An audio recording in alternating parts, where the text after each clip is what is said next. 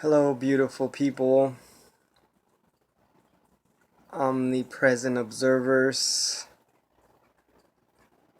and beautiful co-creators. In this video, I wanted to talk about reprogramming the matrix. What is the matrix? Well, the matrix, it has many layers, and one layer of it is just the general status quo, or the regular um, collective conscience belief or state of awareness that everybody in the world lives in. Um, basic survival, basic uh, get up, go to work, pay the bills. Um, that's pretty much the basic matrix right there. The belief in in money and the social standards and economical and uh, religious beliefs and um, politics and um, even like family structures and um, you know pretty much when we have this consciousness behind us, this observing consciousness, and then that's infinite, that's like everything, it's omnipresent. That's why I always say omnipresent observers. That's the truth of who we are. And then that consciousness, that observing energy, it's your direct link to the source of life. And the matrix is that same consciousness gets filtered down into like a tiny little box where it almost kind of forgets itself, who it is.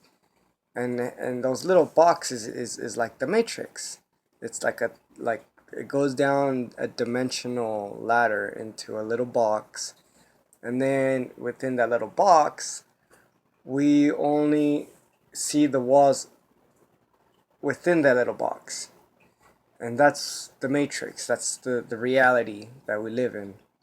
So reprogramming that matrix is expanding that box, expanding what's possible within that box, what's possible within this reality of matrix, this third dimensional aspect of life, that we come into this body, this vessel, this interface, and we reprogram this whole world, this whole idea of life and what it's possible and who we are within this life, and you know reconstructing everything in a way that's holistic, with integrity, and serves everybody equally.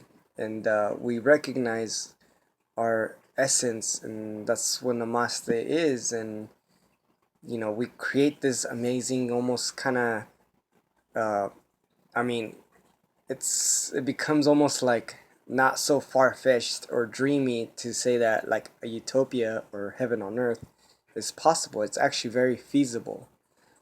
And whether we go about it with technologies or without technologies, it doesn't matter, because when you see yourself from within and you see everything, you don't lack nothing. You're not in fear of anything. You're not demanding anything. You're not in a state of suffering. So you know whether you have to walk to down the street for whatever experience, or driving or flying, or whatever, whether you have technology or not, see your whole structure of life changes to where You might not need technologies. You might be able to just, we might be able to just connect to the source so direct to it that you might be able to just teleport there. Um, and for people that are just barely getting into what I'm talking about, that don't understand, that might seem like, whoa, dude, you just went off the charts and like maybe there's the screw loose. Well, do your own research. I think by now, if you're listening, if you kept up with what I'm saying, then you know what I'm talking about. If I'm barely introducing this type of stuff to you, then do your own research. Don't take anything I ever say in literal context or take it word by word. Have discernment, have fortitude, and like if it resonates with you, if you're curious about whatever ever I'm saying and anything, do your own research and come to your own conclusions. But think about it. You're a part of everything. I mean, we're a rock, we're a tree, we're a water, we're all the elements, we're everything. When you really connect and unify the whole aspect of life and energy, it's just expressed in different forms, different elements, different uh, I want to say atomical structures, metals and this and that, and as it gets more denser and denser, it separates more and more and more and more, and actually that is like that because of sake of experience, just to experience all life in all its different forms, and reprogramming it is just our relation to from it to us and us to it. So, like how we see maybe air right now, it's just kind of like very like, whatever, it's air.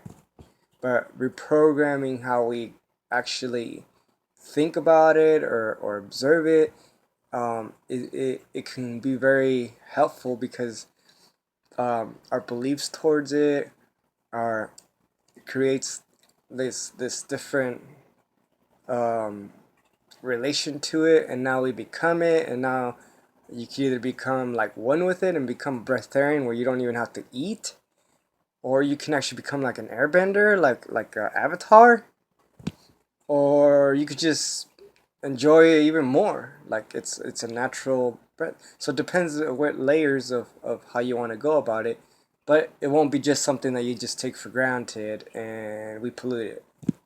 So how we reprogram this matrix of everything that's in existence in this real world, and how we interact with it, and how we believe, how we reprogram our thoughts and observing it, can affect how we actually interact with it and how we are one with it. Reprogramming uh, our minds or ourselves about how we believe this body is.